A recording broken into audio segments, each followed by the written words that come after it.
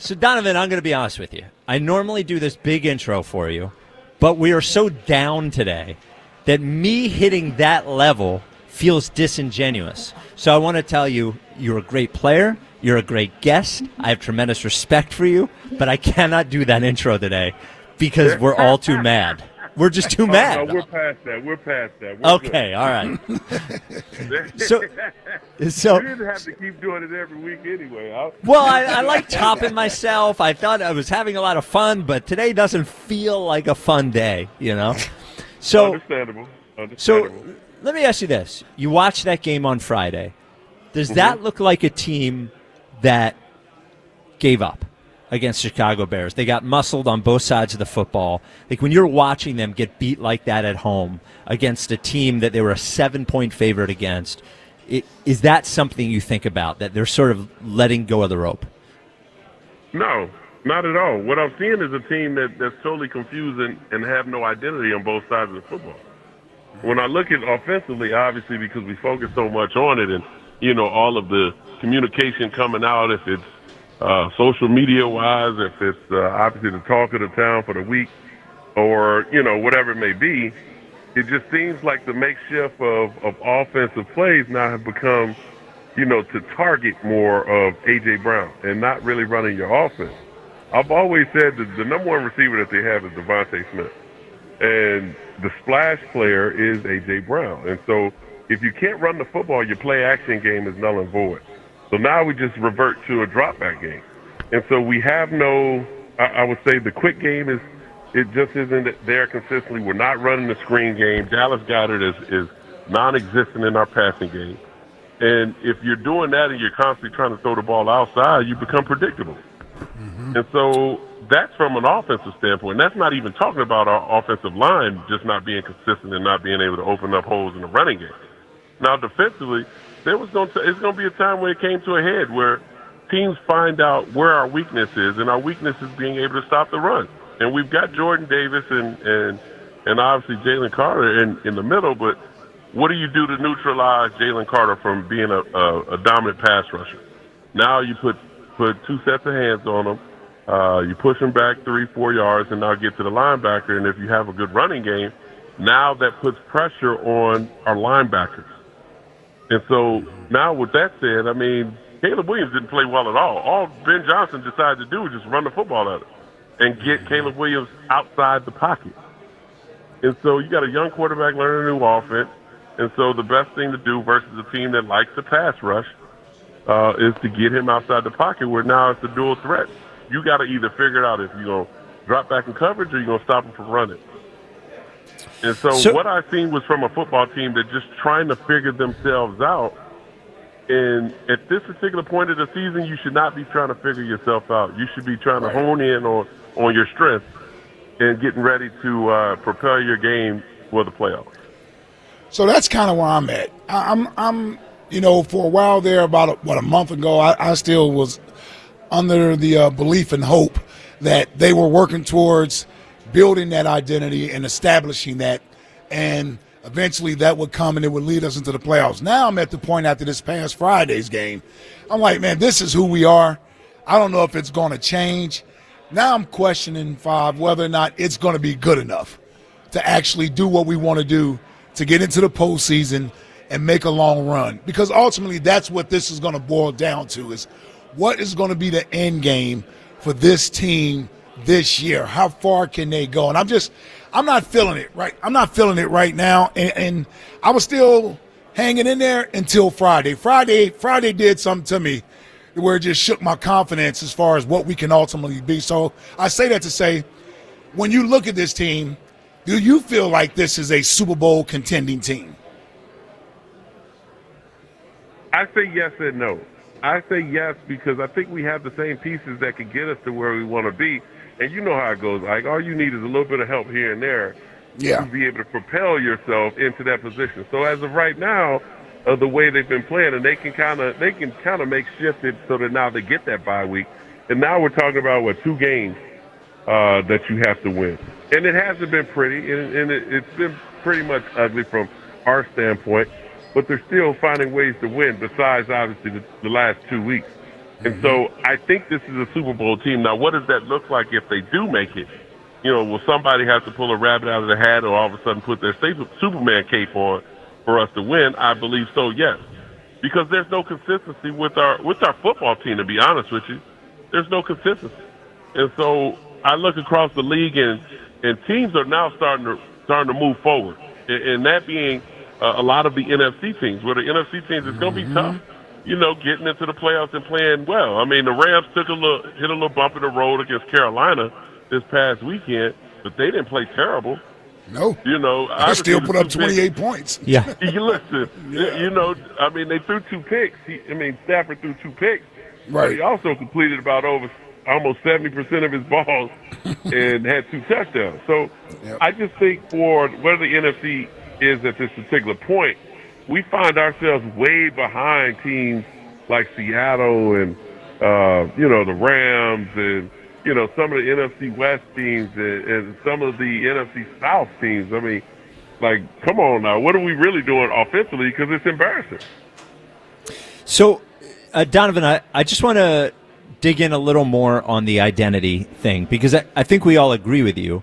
The question I would have is, and this is sort of related to what Ike said, is that if the offensive line isn't able to get push and run the ball, and we know the quarterback has never thrown the ball well over the middle, those quick hitter things. He just has never done that. Right. Are you saying that there is an answer for their identity or their performance this year? It's just they're never going to get there. I'm sort of at the point where if you don't do anything particularly well, I don't know what your identity can be. And the identity under this head coach has always been run the ball well. So is there an answer there, or are they just sort of stuck with this the rest of the year? You know what? I would love to say that there's an answer there, but we're kind of late in the year to be trying to find an answer. Right. Because at this particular point, I think they've overly exerted answers, where now it became from a guy who was complaining, talking about our offense, we putting Band-Aids over the problems. He hasn't said anything since he's been getting the ball. And so, I mean, did we pull the Band-Aid off? Is he pleased? What was it about the offense, or was it more about the individual? And so my thing is, I've always said that what we have, and I know that our offensive line isn't the same as last year, but we still got somewhat of the same pieces besides Lane being hurt. I believe that it's about more of our running attack attempts and being able to utilize the middle of the football field. Now, we don't attack the middle of the football field the way we're supposed to, with teams that are playing us 2-man with 2 high safeties, and they're not really playing a single high safety man. They're playing 2 high safeties. So in 2 high safeties, that means a middle linebacker or an outside linebacker is covering your tight end or your slot if they happen to bring a nickel in. And then who's covering your running back? There's ways of being able to utilize the weapons that you have with running crossing routes and running dig routes and running dagger routes. Not just come back, stops on the outside, slant and go, out and up. We got to be able to utilize the middle of the football field, and that's when your tight ends and your running backs have to play a major part in your passing game. How do you think Jalen is playing? I think he's playing. I mean, I have a high bar just like he has a high bar. I would think he's probably playing above average. I mean, he's not turning the football over like that, which is a positive thing. He keeps until Friday. Friday but, he did twice. Well, I mean, if you look at it statistically overall. Yes. Yep. But it's not an attack downfield, and everything seems to be 12 or 15 and under. And so there's no explosive plays. And I'm going to tell you this, to be honest with you. I know everybody's coming down on Kevin Pasula. Listen, it's easy to point the finger at the offensive coordinator, the play caller. But I think it's a little bit more than just the plays that he's not calling. I think some of the plays that he wants to call, he can't call it with this group. Well, why do you think that is? Trusted. And I don't think he's fully trusted with this group that we have. So, I mean, you feel the same way? No, listen, it's hard for me to tell which is which. I'm with you there. Is it he can't call a full offense because he doesn't necessarily trust the personnel, or is the personnel not executing the offense that he's calling? I think it's a little bit of both, to be honest with you, because think about this. In the first 4 games last year, we almost had this same feeling about Kellen Moore. And I said he needs to figure out an identity. Are you going to be a run-first football team and play action, or are you going to throw first and then run? Because his resume says that he's more of a pass-first kind of play caller. Mm-hmm.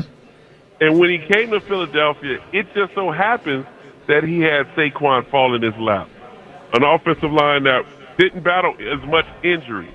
And so now when you bring in a Saquon, that wasn't something overall I think is in the building that decision was made. I think that was more of a Howie deal. He went out and got him, and now it's like, what are we going to do with him, with what we already have? You know, because Miles Sanders was a 1,000-yard rusher. Swift was a 1,000-yard rusher, but we let them both go. Yeah. So is it going to be business as usual, or now do we change this offense to cater around Saquon? Because Saquon isn't just, just another name. That's a big name. Mm-hmm. Former first round pick, early pick, first running back taken so high in a long time, and now you got to utilize it. So we shifted it after, I think, week 4, week 5. I don't think Kevin could do that because we can't block. We ain't open up holes. Mm-hmm. Yeah. All right, Donovan. I'm sorry. I'm sorry. Dramatic pause. Oh, no. I mean, y'all got me fired up now. No, yeah. Fired up, man. Fired up, man. Well, because I know everybody's upset in Philly. And, yes. And they listen to what we say on the show. They try to act like they don't like to hear what I say, but they listen every week. And I appreciate them listening because I'm just trying to tell you what everybody's thinking, but I'm going to be the one to say it. Yep, say it with your chest. You know what I'm saying? Like, yeah. Just be real. And happy belated birthday, too. Oh, wow. Happy birthday. Well, thank you, brother. Wait a minute. Is it the big 5-0? No, not I'll yet. never say when it's my birthday. But I ain't Okay. going to say that. Okay. Not yet? What is he? Then it has to be 4-9. Yeah. Okay. All right. What'd you say? Nobody in the organization didn't put out a tweet? Up, but, it's okay. You crazy. I ain't wish him a happy birthday last week. Unreal. I'm okay. unfollowing him. I am unfollowing him on all social media platforms. All right. Probably everybody has, but that's okay. Yeah. All right, Donovan. Thank you again, and we will we'll talk to you next week. All right, broski. Hey, everybody, just keep yourself on the bridge. Don't jump. It's okay. It's so clean up.